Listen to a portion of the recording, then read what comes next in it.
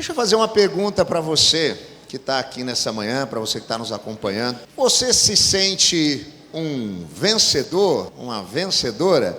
Meus irmãos corintianos podem ficar tranquilos, não estou falando de futebol. Eu sei que essa semana foi uma semana difícil para vocês, não é disso que eu estou falando. A gente vive imerso em uma cultura do sucesso, não é verdade? O tempo inteiro nós somos direcionados a buscar essa perspectiva do vencer, do conseguir, e isso na nossa cabeça está muito ligado a tudo dar certo para nós. E ao nos compararmos com a situação das outras pessoas que estão ao nosso redor, nós nos percebermos em uma condição, em um momento superior. E a gente passa muitas vezes a buscar obstinadamente esse tipo de sensação, não é verdade? E essa agora, então, necessidade de vencer se torna algo que a qualquer custo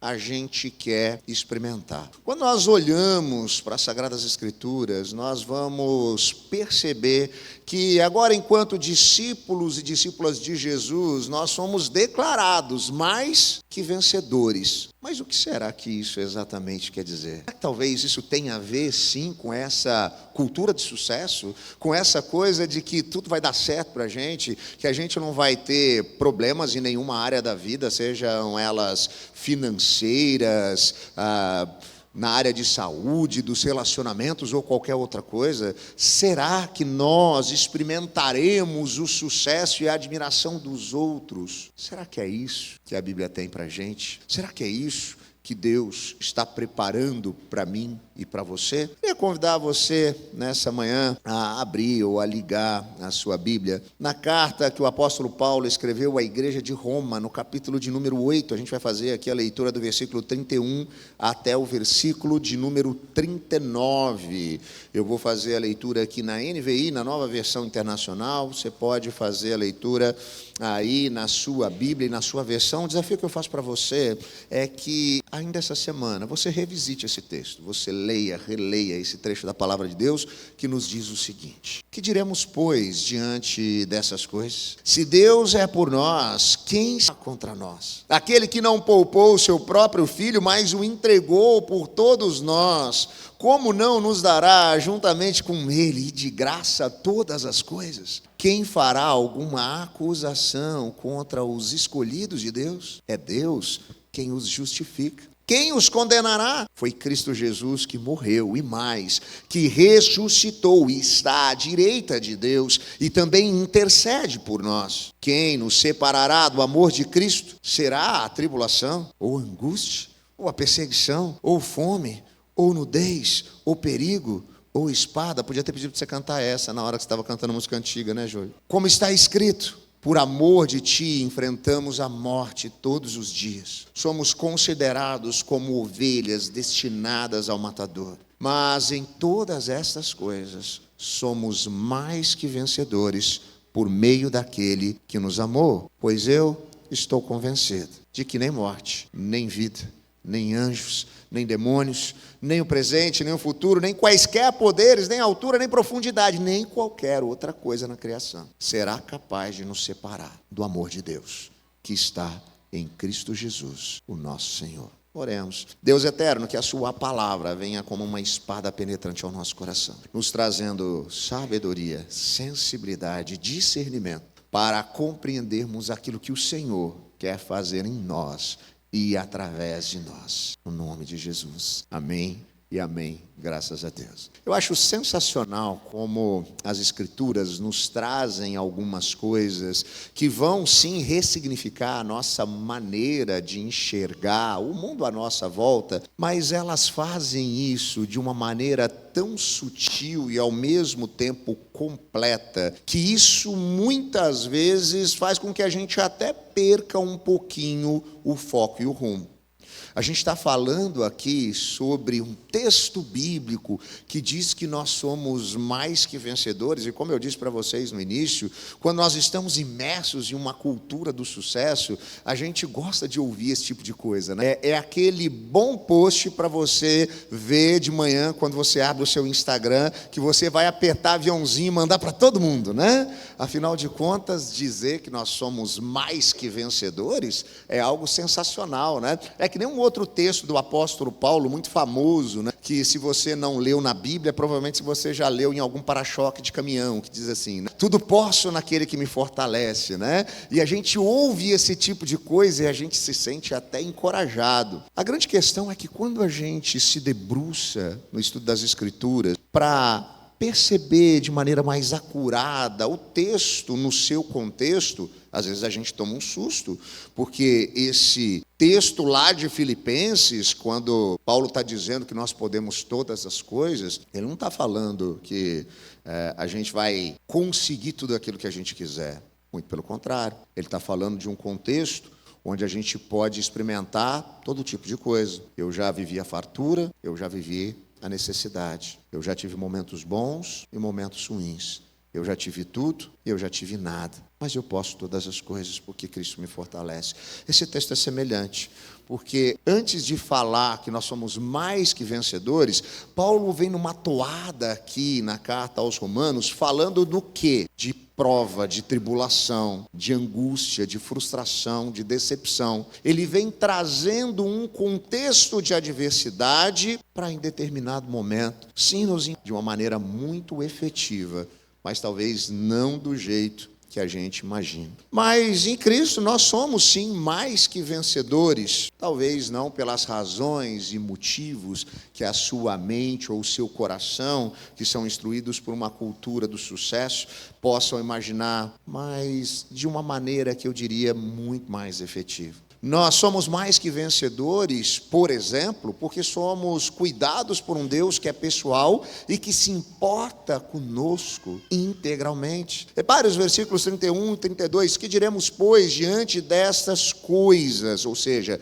ele está falando dos problemas, das lutas, das perseguições, das tribulações, das angústias, se Deus é por nós, quem será contra nós? Aquele que não poupou o seu próprio filho, mas o entregou por todos nós, como não nos dará juntamente com ele de graça todas essas coisas? Ou seja, a gente vive preocupado com aquilo que a gente vai ter, com aquilo que a gente vai conseguir alcançar pela nossa própria força, pela nossa dedicação, pelo nosso trabalho. E aí a gente vive ansioso, a gente vive preocupado. E ele está dizendo, calma, calma.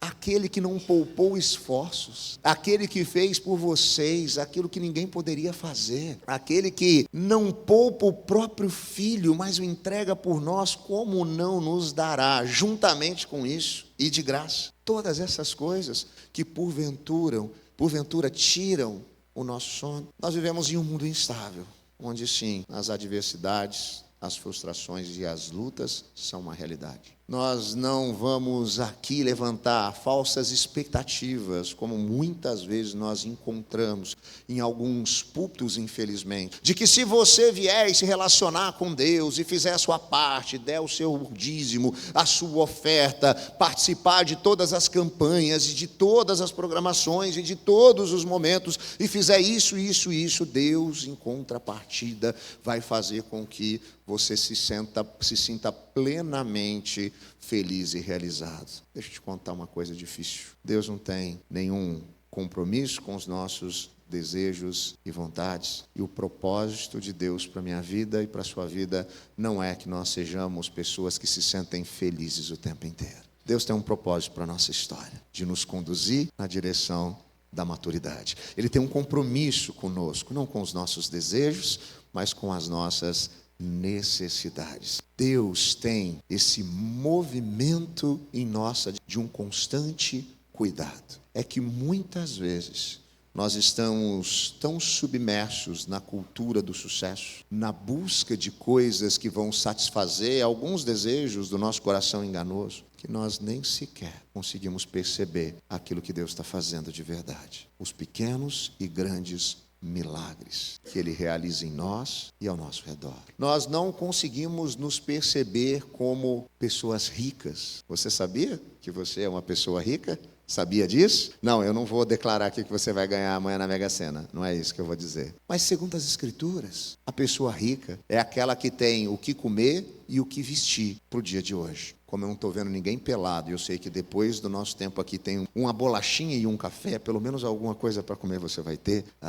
Estou diante de pessoas aqui, biblicamente falando, ricas. Nós acordamos hoje pela manhã, nós respiramos, nós conseguimos ter o mínimo de saúde para conseguir nos locomover e chegar aqui, apesar de que foi bem difícil, pelo menos para mim foi, acho que para alguns também, né? Tendo corrida acontecendo aqui, eu acho que tem gente que não conseguiu chegar até agora. Mas a gente tem força para poder se levantar, para poder viver, inclusive, os desafios da vida. Por quê? Porque existe um cuidado da parte de Deus para conosco, que se importa conosco de maneira integral, com todos os aspectos. Não apenas com a nossa espiritualidade, com o nosso bem-estar espiritual, mas também com as nossas emoções, com o nosso físico. É Ele quem nos sustenta, é Ele quem nos guarda. Então, quando nós temos essa percepção em relação a Deus, de que Ele não é alguém distante, sim, poderoso, que criou todas as coisas, mas virou as costas e foi embora, mas Ele é alguém que está ali conosco, nos sustentando diante das lutas, das frustrações, das provações, das batalhas do dia a dia. Isso traz alegria ao nosso coração, isso traz estabilidade, isso traz segurança, isso traz gratidão. Por quê? Porque nós temos o cuidado de um Deus pessoal, se importando conosco, agindo na história, agindo na nossa vida. E mais, nós também somos mais que vencedores por termos sido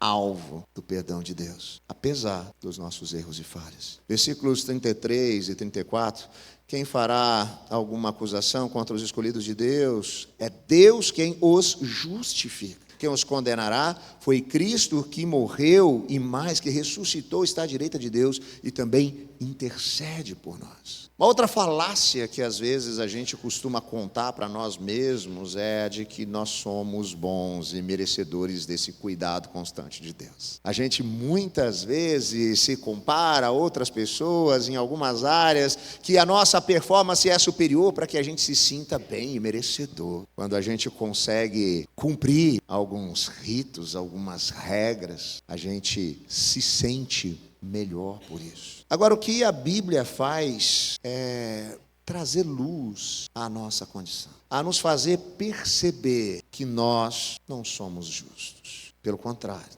segundo as Escrituras, não há um justo sequer. Até os nossos atos de bondade, como eu costumo dizer, nada mais são do que uma extensão do nosso próprio egoísmo. As nossas boas ações, os nossos atos de justiça, segundo as Escrituras, não passam de um trapo de imundícia. É isso que nós somos, ingratos, com o coração inclinado ao mal, a fazer as coisas do nosso jeito e não do jeito de Deus. Mas o que ele está dizendo aqui? Ele está dizendo que é Deus que nos justifica. Nós que não somos justos, fomos feitos justos. Nós somos justificados em Cristo Jesus. Nós que estávamos condenados nessa nossa condição, mortos em nossos delitos e pecados, somos trazidos de volta a um relacionamento com o Criador de todas as coisas por meio do sacrifício de Cristo, aquele que nos amou e amou até o fim. Então repare, quando nós estamos falando diante das Escrituras de nos percebermos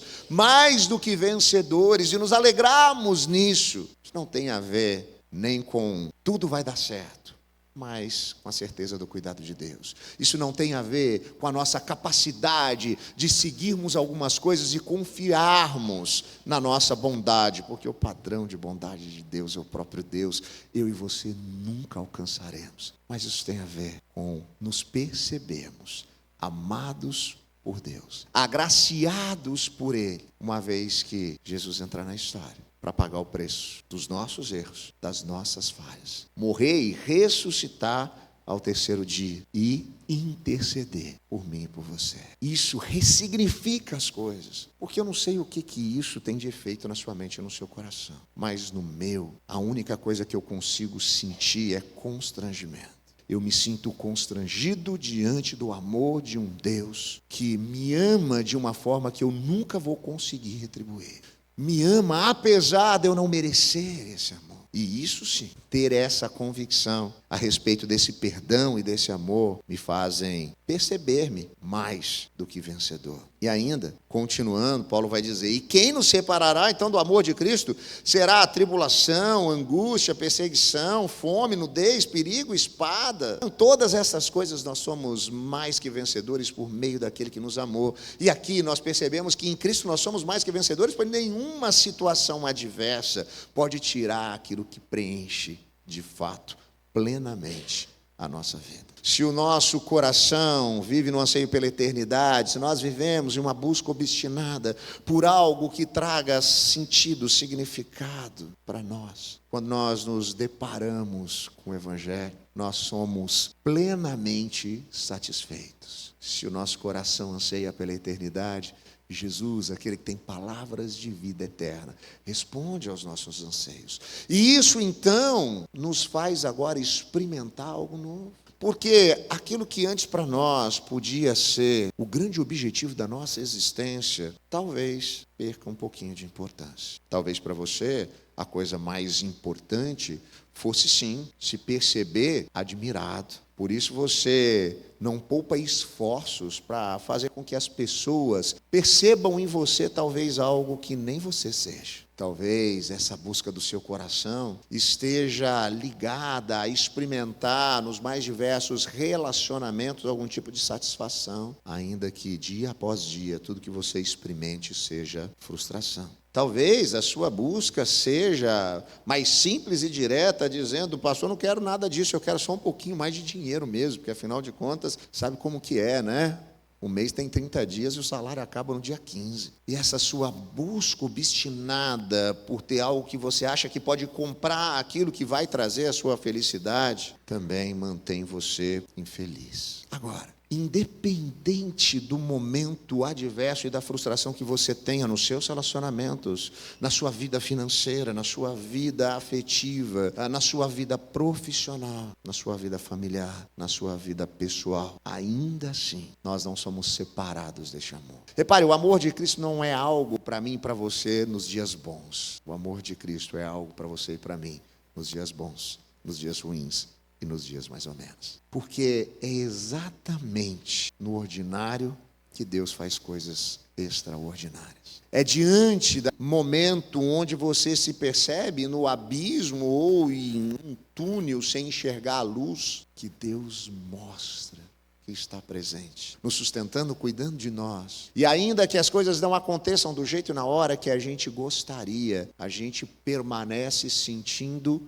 paz, que excede até a razão e o entendimento. Por quê? Porque tudo para nós foi ressignificado. Aquilo que importa agora é outra coisa. Não é algo efêmero ou passageiro, mas é algo que ecoa na eternidade. A satisfação plena do nosso coração, ela é real. Afinal de contas, é isso que Deus faz. Nós somos mais que vencedores, porque esse amor nos preenche e é eterno. Ele não se perde. Nos versículos 38 e 39, Paulo vai dizer: pois eu estou convencido de que nem morte, nem vida, nem anjos, nem demônios, nem o presente, nem o futuro, nem quaisquer poderes, altura, profundidade, qualquer outra coisa da criação será capaz de nos separar do amor de Deus que está em Cristo Jesus, o nosso Senhor. E olha só como isso de fato pode nos fazer que nós somos mais do que vencedores. Porque isso não é algo passageiro, isso não é algo que muda. Isso é algo pleno e é eterno. Aqueles a quem o Pai me deu, esses eu não vou lançar fora, Jesus já disse. É Ele quem nos sustenta. É Ele quem nos faz perseverar. E é isso que Deus faz. Ele nos dá essa confiança de que estará conosco em todo o tempo até o fim. Voltamos ao contexto. As lutas e as provações são reais. Eu não estou dizendo aqui que amanhã você não vai ter mais problema no seu casamento. Eu não estou dizendo aqui que a porta de emprego que você está tem meses vai ser aberta hoje à noite, na hora que você estiver assistindo Fantástico. Eu não estou dizendo para você que a dificuldade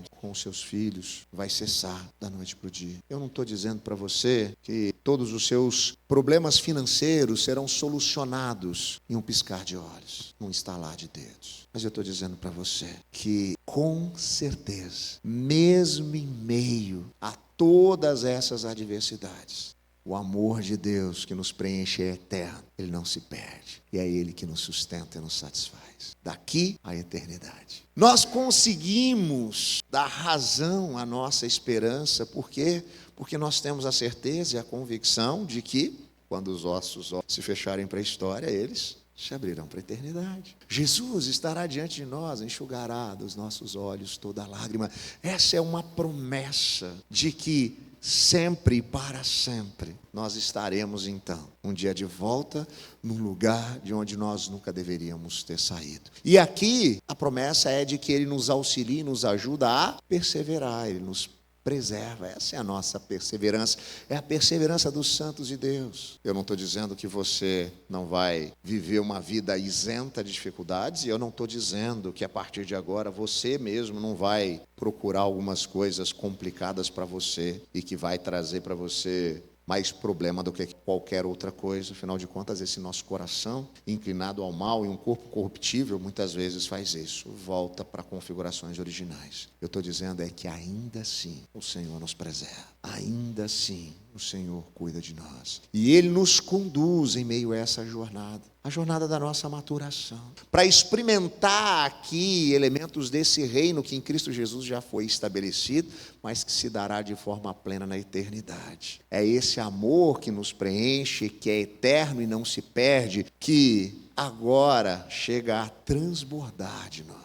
Eu e você somos tão impactados, nos percebendo mais que vencedores, porque tudo foi ressignificado, a maneira de enxergar o mundo para nós agora é diferente. Ela não é simplesmente na base de números, do sucesso, do dinheiro, dos relacionamentos, mas ela é muito maior. Ela tem uma noção da eternidade. Então essa vida ressignificada faz com que a gente também comece a olhar para algo além do nosso próprio umbigo e perceber que ao nosso redor existem pessoas cansadas e sobrecarregadas que precisam, de alguma maneira, de algo que traga alívio, sustento e descanso. E a mensagem do Evangelho faz isso. É ela que nos sustenta, nos guia, nos estabelece e nos fortalece. Deus nos reúne enquanto comunidade, igreja, para adorar, justamente para sermos fortalecidos, para percebermos que isso que Ele nos dá é eterno, mas que também nos sustenta aqui e agora. Para a gente pensar um pouquinho sobre tudo isso que a gente conversou, eu queria deixar algumas perguntas para você.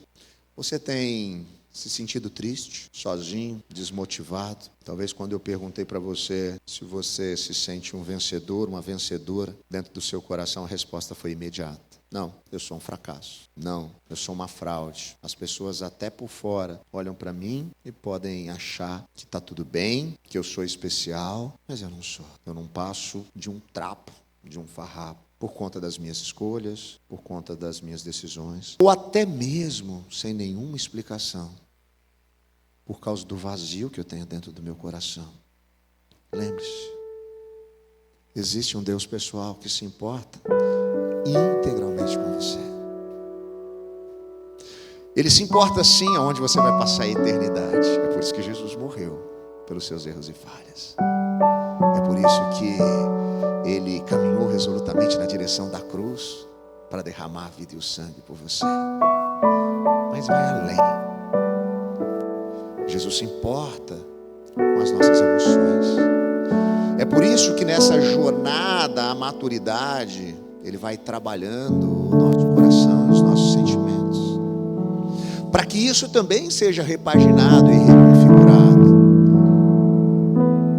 para que a gente comece aqui a experimentar a vida em abundância, plenitude de vida. Não é ausência de problemas. Plenitude de vida é a satisfação no lugar certo.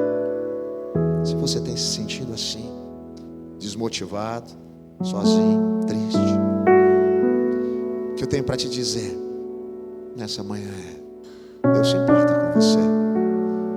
E ele provou isso da maneira mais intensa que ele poderia provar. Jesus entrou na história para morrer por você, para derramar o sangue por você.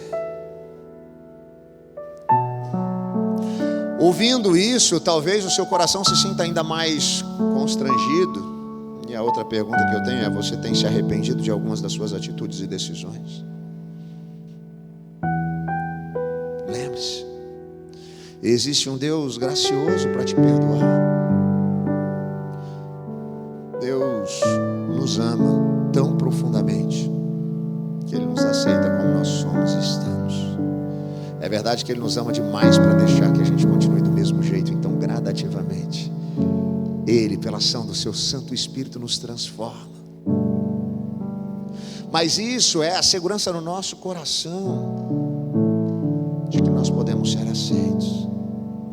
Eu tenho sempre falado isso na nossa comunidade, de que as nossas portas desde o primeiro dia estão abertas para receber pessoas que talvez tenham muito do que pedir perdão,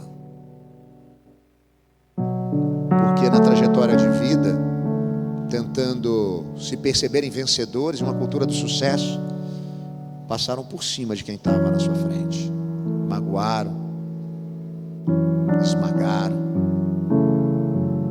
decepcionaram, frustraram outras pessoas. Isso acontece. Isso acontece com o coração distante de Deus. Isso acontece com nós que estávamos mortos em nossos delitos e pecados. Mas esse não é o fim. Jesus é aquele que é capaz de fazer novas todas as coisas. Jesus é aquele que consegue trazer aquilo que estava morto de volta à vida. Jesus é aquele que pode fazer infinitamente mais do que aquilo que a gente sequer pode pedir, pensar ou imaginar. Nesse sentido, esse espaço é para você.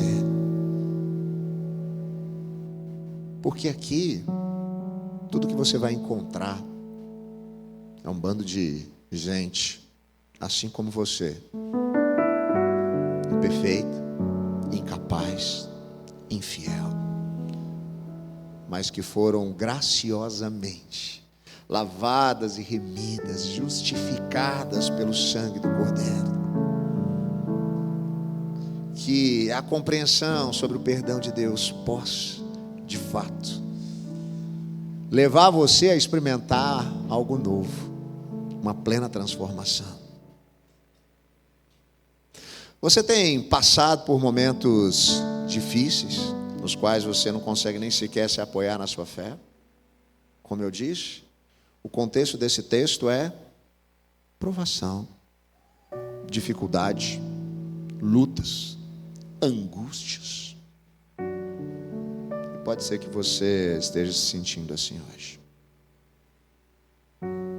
Talvez quando você acordou pela manhã, você não tinha o mínimo ânimo para vir até uma comunidade cristã adorar a Deus com gratidão no coração, porque tudo que passava pela sua cabeça é: eu não tenho nada para agradecer. Eu não tenho nada para agradecer. As minhas orações não estão sendo respondidas. Eu não consigo nem me apoiar na pequena fé que eu tinha.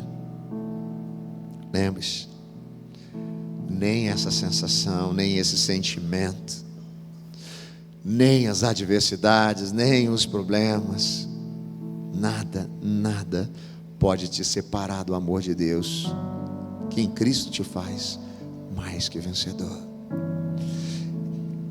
Saber que Deus nos amou em Cristo Jesus e que agora nós somos filhos amados em quem Ele se alegra, ressignifica a nossa identidade.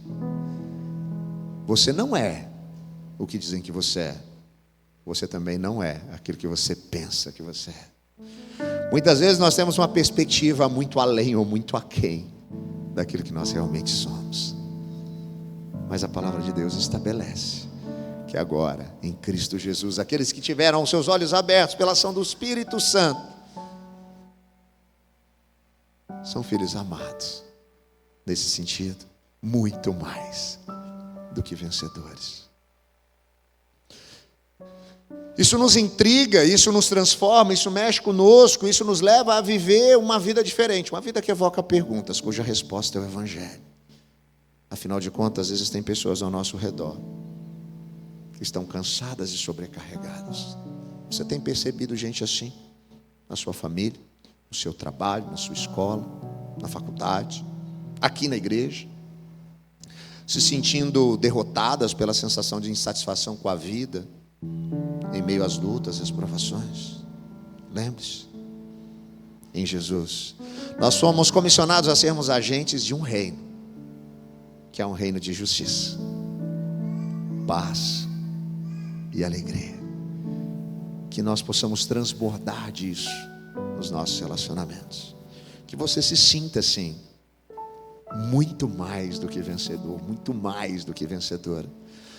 Não segundo as perspectivas de uma cultura do sucesso, mas segundo aquilo que as Escrituras estabelecem para nós. Em Cristo Jesus, no sangue derramado do Cordeiro, eu e você somos mais que vencedores. Queria convidar você nesse momento a fechar os seus olhos, curvar a sua cabeça. Quero orar por você. Deus eterno, obrigado, Pai, por esse tempo aqui, por essa manhã onde nós te adoramos com alegria, onde nós somos expostos à Tua Palavra e desafiados a olhar para o mundo à nossa volta, talvez de uma maneira contracultural. Nós vivemos em um mundo, Pai, onde a cultura do sucesso nos faz achar que sermos vencedores tem a ver com ausência de dificuldade, com satisfação plena dos nossos desejos, com a satisfação do nosso coração enganoso. Mas a Sua palavra nos desnuda, nos desafia e nos faz perceber que com o Senhor e com o sacrifício de Cristo tudo ganha um novo significado. Nós possamos experimentar isso em todo o tempo. Que isso traga conforto, alento. Que nós possamos carregar o fardo que Jesus nos propôs, suave e leve. Que sejamos encorajados e sustentados pelo Santo Espírito. Agora, Deus, em uma jornada dura e árdua, rumo ao amadurecimento, mas que é sustentada pelo Senhor, e que o nosso coração anseie pelo dia que os nossos olhos se abrirão para a eternidade. Jesus enxugará nossas lágrimas, e mais que isso, nos dirá: entra para o lugar de onde você nunca deveria ter saído, a presença plena do nosso Criador. Que o Senhor nos sustente dessa maneira, que o Senhor nos encoraje e que o Senhor use essa comunidade nessa missão. Nós oramos no nome de Jesus. Amém e amém. Graças a Deus.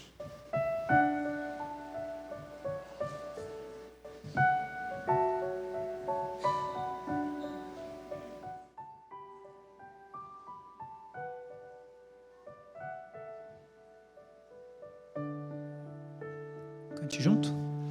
Meu Jesus, a Ti me achego, com temor no coração. És o meu maior anseio, Rei da minha salvação. Pai, a Ti eu agradeço por tão infinito amor que recebe com carinho este pobre pecador.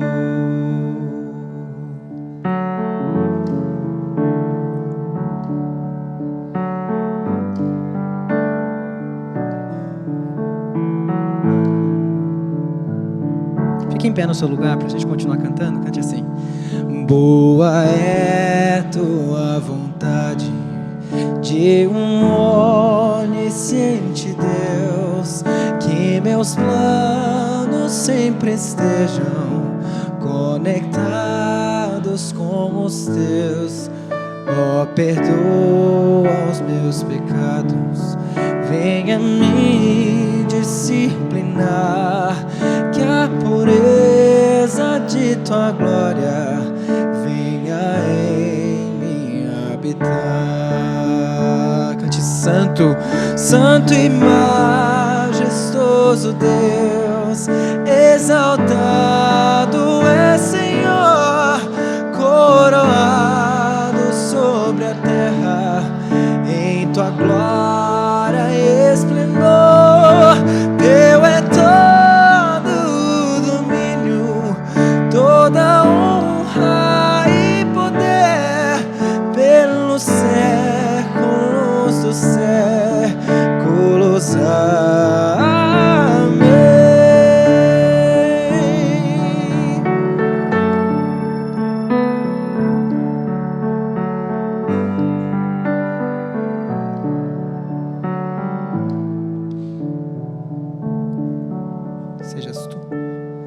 Sejas tu meu pensamento, ao dormir e ao acordar.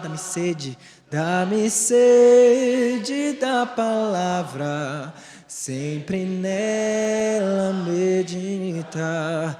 Faz de mim, pequeno Cristo, digno de ser filho teu, anunciando as boas novas, salvação que vem de Deus. Cante: santo, santo e majestoso Deus, exaltado